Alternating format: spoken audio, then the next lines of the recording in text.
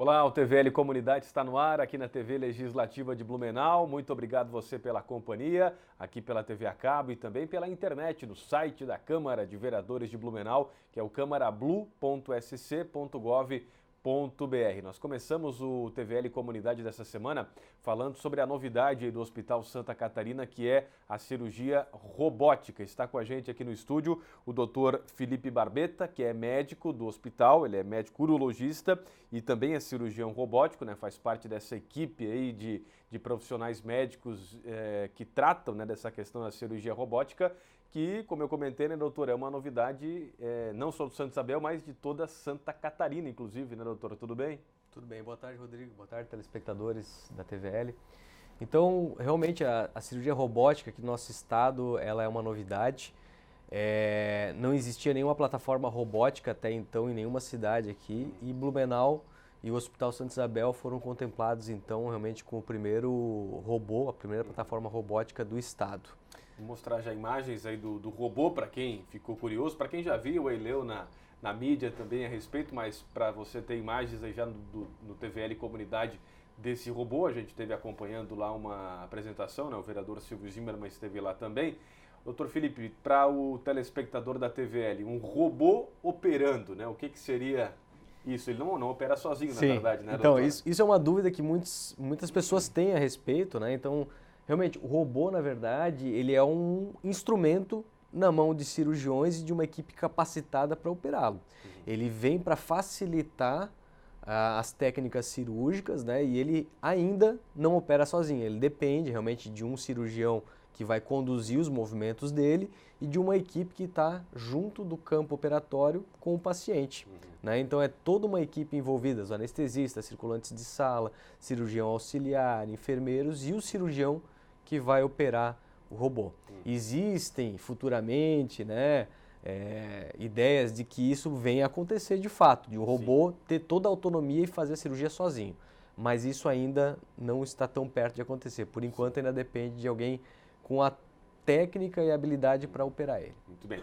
Bom, antes de falar das questões dos benefícios, o que muda, né, com esse cirurgião agora robô aqui em Santa Catarina, aqui no Hospital Santa Isabel, sobre as cirurgias que já aconteceram no último sábado, agora no feriadão, né, de Corpus Christi, foram as duas primeiras cirurgias que já foram feitas, foi a estreia aí do robô, né, doutor? Foram duas cirurgias de endometriose, foi isso? Como é que foram essas operações? Isso. Então, os dois primeiros procedimentos que ocorreram no sábado passado, eles foram por pacientes que apresentavam um quadro de endometriose profunda, que é uma doença ginecológica de caráter benigno, mas que ela afeta muito a qualidade de vida dos pacientes. Ela pode causar dores em regiões pélvicas, sintomas urinários, sintomas intestinais e atrapalha muito a qualidade de vida desses pacientes.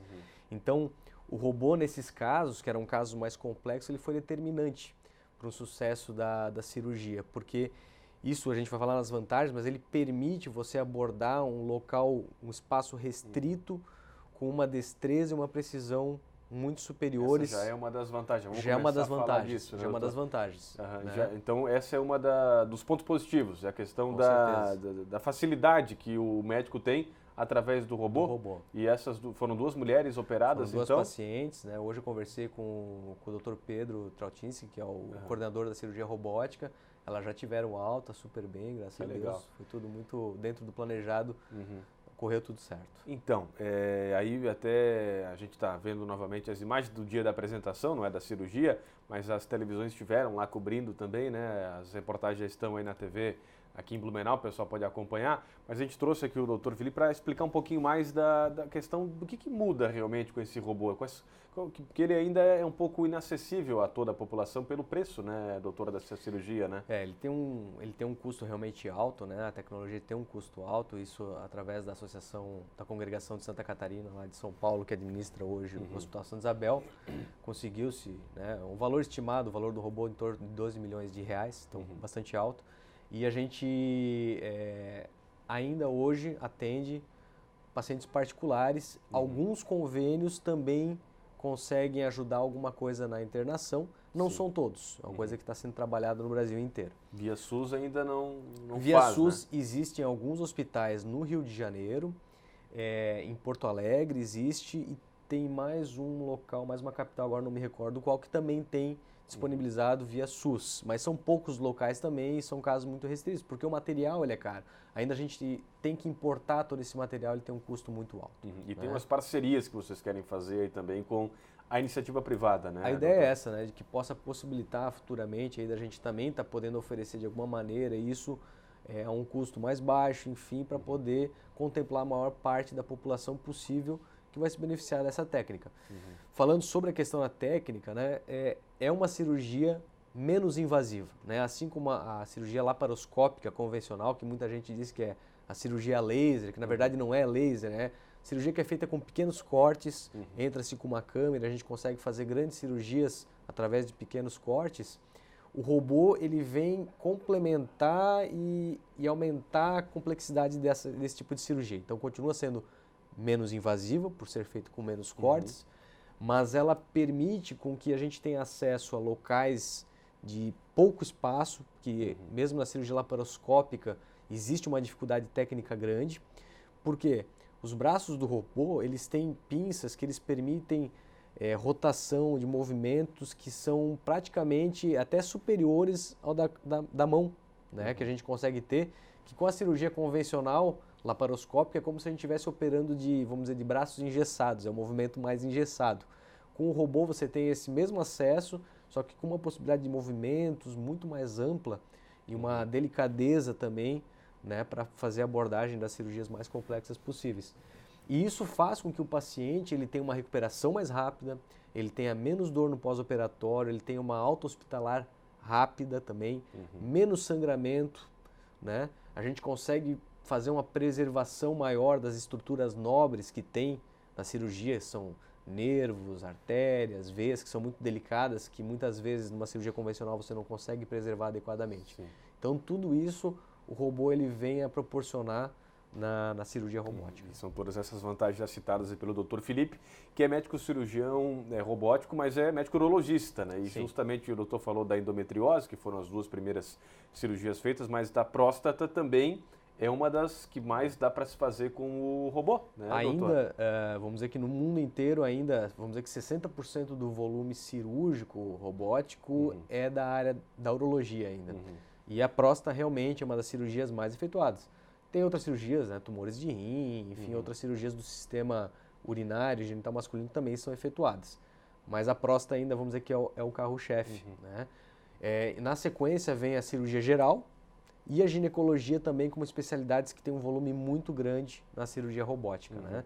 Então são hoje feitas cirurgias várias, desde hérnias da parede abdominal, cirurgias bariátricas, as cirurgias de endometriose na ginecologia, tumores ginecológicos na pelve, cirurgias coloproctológicas, cirurgias de intestino, tumores de intestino, enfim, cirurgias torácicas, cardíacas. Então assim, todas as áreas hoje existem possibilidades de cirurgia dentro da cirurgia robótica com esses benefícios que eu comentei previamente. Muito bem, doutor. Vocês estão ainda passando por treinamento, os médicos aí do Hospital Santa Isabel. Doutor Felipe, o doutor não chegou a operar ainda no sábado, o robô, propriamente dito? Estive presente lá com a plateia que estava junto para estar lá, mas sim, existe alguns médicos do corpo clínico que estão passando por um processo de treinamento, que é um processo rigoroso, você tem toda uma certificação teórica online, tem horas de treinamento em simulador, tem prova prática, você tem que fazer ainda uma prova final fora do Brasil, né? A partir de agosto, setembro, vai ter um centro de treinamento aqui também no Brasil, né? Mas por hora nós temos que nos deslocar para fora do país para fazer esse treinamento. Eu também estou ainda em processo de treinamento e sempre nos casos iniciais a gente é acompanhado de cirurgiões que são indicados pela própria empresa, que são cirurgiões aptos para os procedimentos diversos que são realizados. Então vem cirurgiões de São Paulo, cirurgiões do Paraná, estão vindo aqui para auxiliar nesses casos iniciais até que tenhamos a proficiência necessária para poder conduzir eles por meios próprios. Legal, primeiro robô, né, cirurgião de Santa Catarina, do Hospital Santa Isabel, aqui de Blumenau. Doutor Felipe, já tem outras cirurgias agendadas? Como é que está a agenda aí, Existe uma perspectiva agora de sexta-feira termos mais 2 cirurgias e já tem também outras 2 que já tem uma programação, Mas como a gente depende também desses profissionais de fora, a gente depende da agenda deles, que é bem movimentada.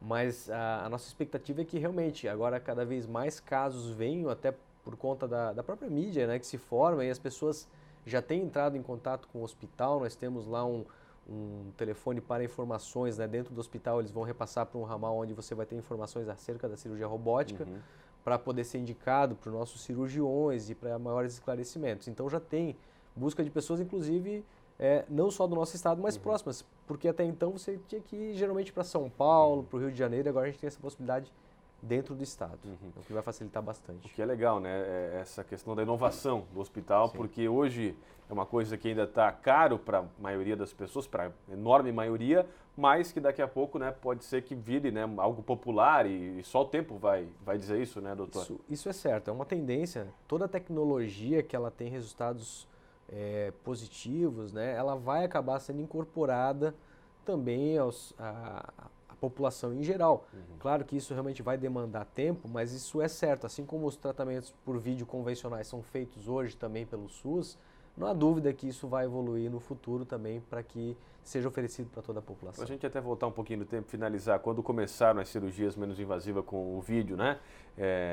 Também era algo que se imaginava na época que era caro, enfim, isso em pouco tempo se tornou mais popular, ou é um pouco diferente a questão do robô? Não, da mesma maneira, claro que devido às proporções em relação a custos, mas os primeiros cirurgiões tiveram que inclusive arcar com do próprio bolso, o hospital muitas vezes não trazia, então eles compravam os aparelhos, eles traziam de fora, iniciavam, existia a resistência dos próprios colegas médicos que achavam que era uma coisa transitória, e tá aí, hoje a cirurgia laparoscópica em todas as especialidades, ela tem cada vez mais número de pacientes, é oferecida no SUS também para uma variedade de cirurgias, e é uma coisa que hoje não se contesta, né? Então, da mesma maneira, a cirurgia robótica vai comprovar isso e vai ser também agregada às especialidades diversas. Doutor Felipe Barbeta, muito obrigado pela sua presença hoje aqui no TVL Comunidade. Muito obrigado, eu agradeço a oportunidade mais uma vez de estar trazendo essas informações aqui para todos. Obrigado, doutor. Doutor Felipe, que é médico do Hospital Santa Isabel, é urologista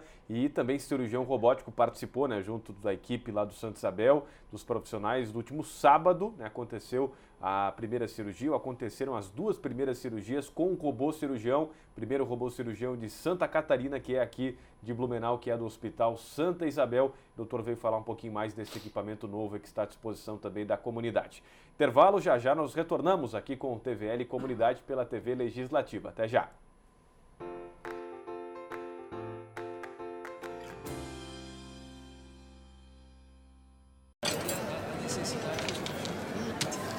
Hoje pode deixar que a conta é minha. Tá, mas você não vai dar nenhuma conferida?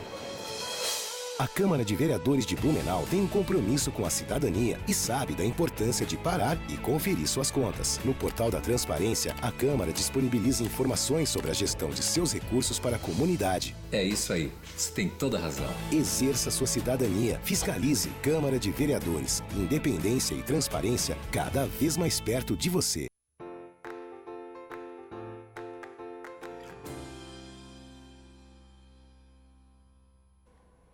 Estamos de volta aqui com o TVL Comunidade pela TV Legislativa de Blumenau. Novamente agradecendo você pela companhia aqui no canal da Câmara de Vereadores. Está com a gente aqui no estúdio agora o Lenilson Silva, né, que coordena a parte aqui de LGBT em Blumenau, né, sempre os movimentos, enfim. E até porque nessa semana, dia 28, é comemorado internacionalmente o Dia do Orgulho LGBT, né, Lenilson? Tudo bem com você? Tudo bom, Rodrigo.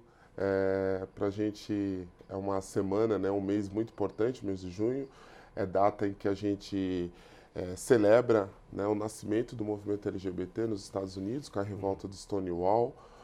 Ontem eu tive o privilégio de estar na maior parada LGBT do mundo, a parada de São Paulo, onde a gente percebe o quanto o movimento LGBT precisa ainda está conectado com pautas sociais das quais a gente ainda não tem os direitos todos garantidos plenamente. Hoje você coordena aqui em Blumenau o coletivo LGBT Liberdade, esse é o nome Esse correto. é o nome do coletivo que surgiu em 2008. A gente, enquanto LGBTs, percebemos que tinha necessidade de reivindicar alguns direitos, eventualmente algumas pessoas sofrendo homofobia na cidade, então a gente precisava de um espaço, além de ser um espaço de agregar a população LGBT, né, para o seu processo de formação, para o seu processo de entendimento como sujeitos sociais, também é um movimento que reivindica os direitos e garante cidadania para a população LGBT. Bom, dia 28 agora é essa data aí internacional, né, Lenilson? O que hoje falta de direitos, né? O que vocês mais buscam, né, trabalhando esse movimento social?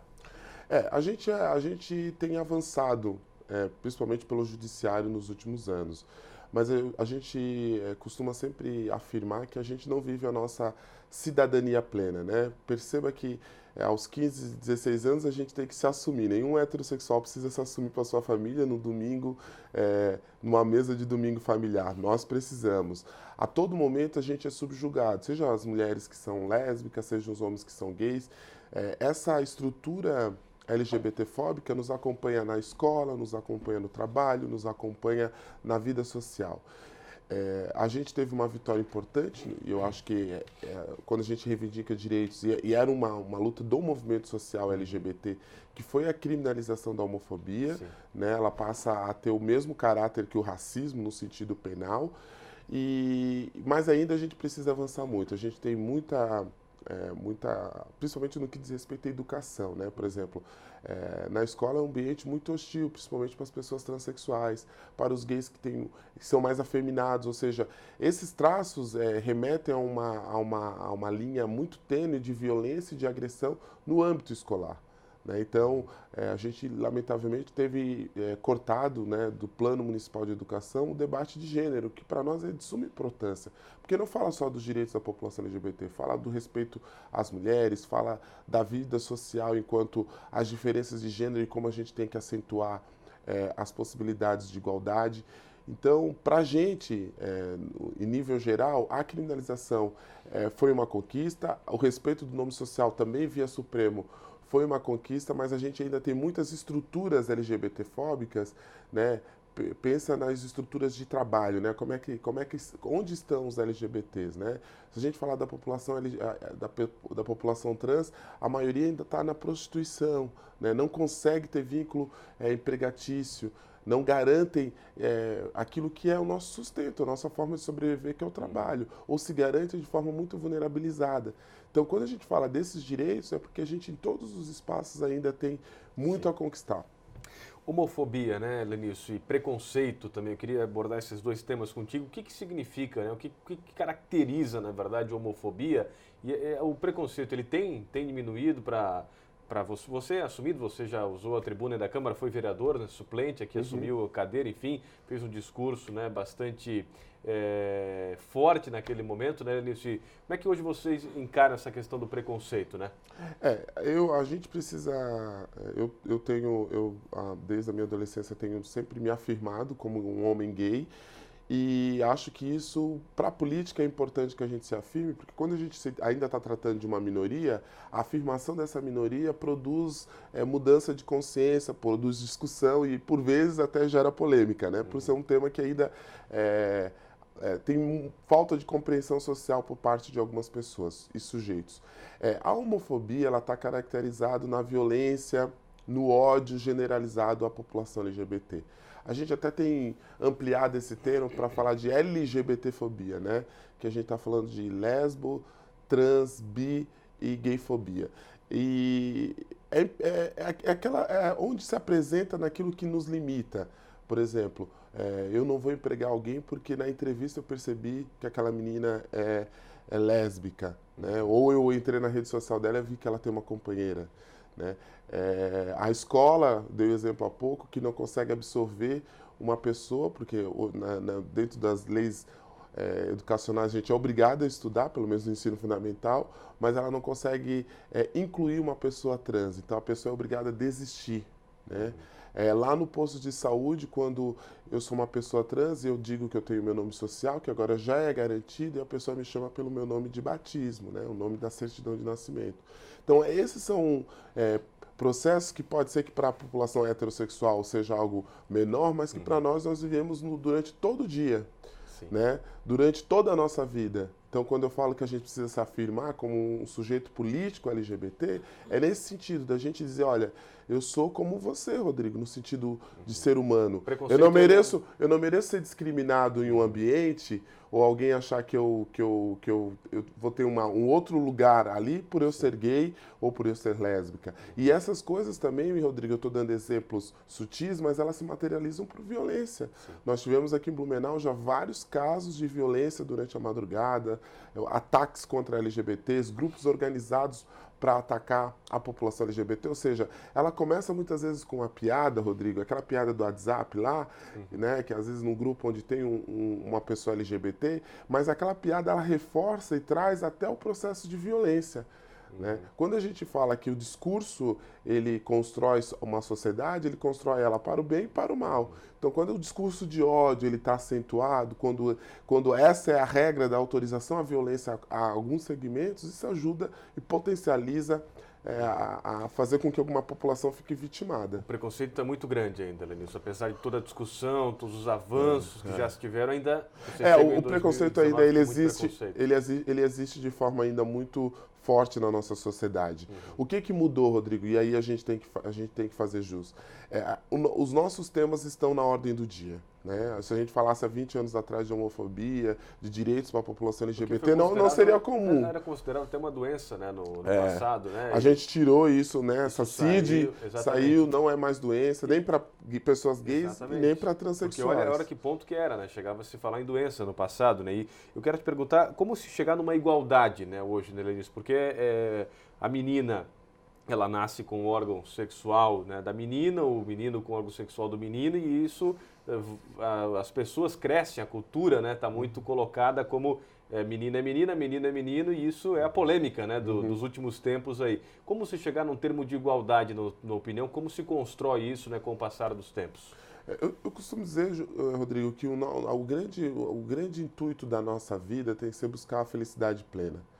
Então, se uma pessoa que nasceu num corpo de menino, mas ela se autodeclara, ela é feliz sendo uma menina, por que a sociedade não aceita isso? Né? Se a plenitude da felicidade dela é aquela, se o corpo é dela, se a vida é dela, e se é assim que ela quer se demonstrar e fazer sua performance para a humanidade.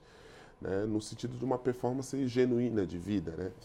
Eu percebo que as grandes mudanças elas vão acontecer quando a gente romper os processos culturais e conseguir ter mais empatia. Eu aposto nisso, na empatia.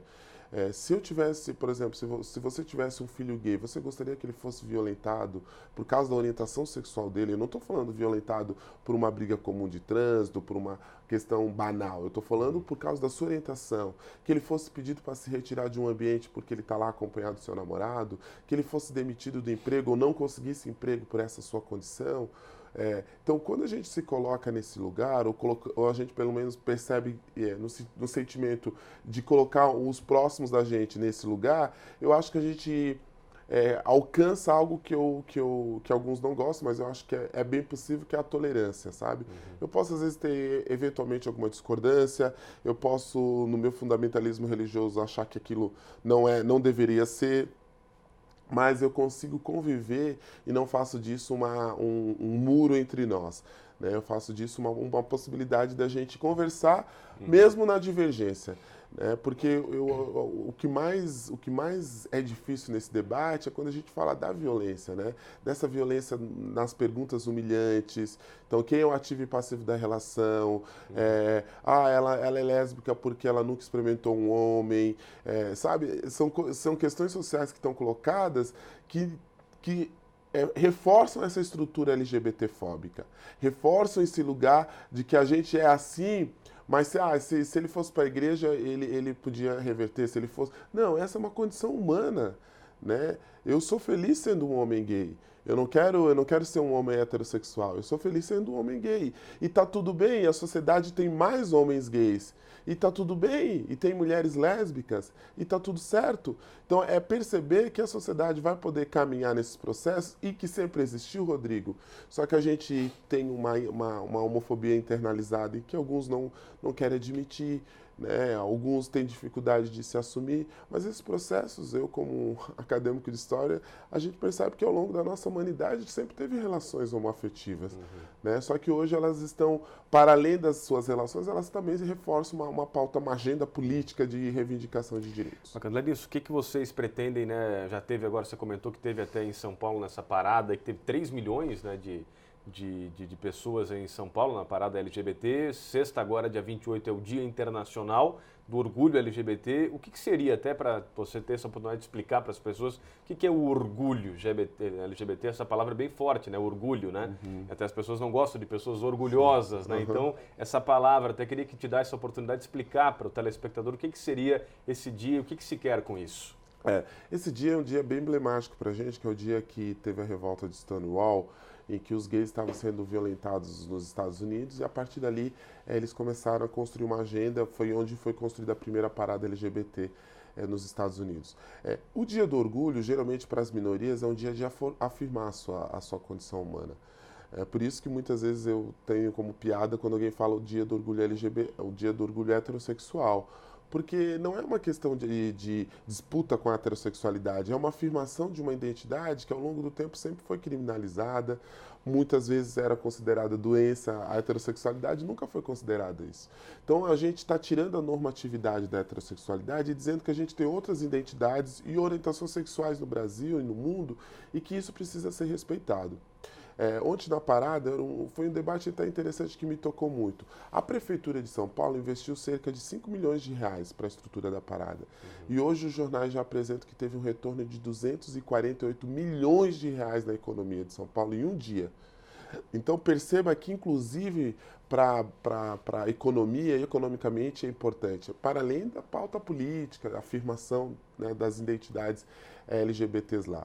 Então eu lamentei muito que aqui em Blumenau a gente não conseguiu incluir no calendário oficial do município, porque eu penso que essa pauta, para além da pauta daquilo que é a nossa agenda, da nossa expressão na rua, das nossas visibilidades, de afetos, ela também é uma agenda que gira para a cidade uma economia e entra para um evento da cidade.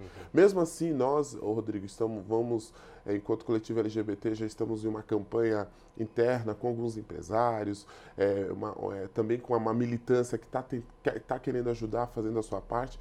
Nós vamos realizar a parada, estamos ainda vendo como é que a gente garante essa estrutura, por isso que a gente ainda não tem data, mas deve ser entre agosto e setembro a nossa parada LGBT aqui em Blumenau, que vai ser a 6ª parada. A gente fez ela em 2016 também, pela rua 15 de novembro, e a gente pensa que é uma oportunidade, principalmente, da gente afirmar as nossas identidades, de pedir o respeito, de dialogar com as possibilidades e com as populações heterossexuais. Perceba que não é uma disputa, Rodrigo, nós não estamos disputando com a heterossexualidade, a gente não quer o fim da família tradicional. Então, isso que eu queria te perguntar, desculpa te interromper, só para a gente fechar. Tem muitas pessoas que não gostam, né, do gay, da lésbica, do homossexual e falam isso abertamente, que não gostam, enfim, alguns não falam. O heterossexual, aproveitando a sua presença aqui, né, o homossexual, na verdade, né, o gay, ele odeia também, ele não gosta do heterossexual. Até para você falar isso para quem está assistindo, para a gente encerrar aqui a conversa. É diferente, porque nós não odiamos, nós queremos os heterossexuais e a gente pensa que os heterossexuais são estratégicos para nós. Agora, inclusive, teve um movimento dos times de futebol contra a homofobia, que o futebol ainda é um movimento muito masculino, né, de homens heterossexuais, né, e que por vezes até os xingamentos de viado viram uma balança de xingamento de torcidas. Xingamento, na verdade. É um xingamento quando não é um orgulho. Eu costumo dizer que quando alguém me chama assim, eu até olho e falo, eu aqui. Mas há um movimento agora nos times de futebol para que acabe com isso, para que a gente consiga também fazer no futebol um ambiente menos hostil. Nós não temos ódio dos heterossexuais, a gente pensa que a gente quer responder ou quer conversar com eles a respeito de dizer que nós temos outros arranjos familiares. Um casal formado de uma mãe, de uma mãe e de uma filha é uma família também. De um homem, de um filho, é uma família também. Então nós temos hoje, Rodrigo, diferente de tempos atrás, outros arranjos familiares e que a gente precisa compreender e entendê-los eles como possíveis, porque eles existem, né? Lenilson, obrigado pela sua presença hoje aqui na TVL.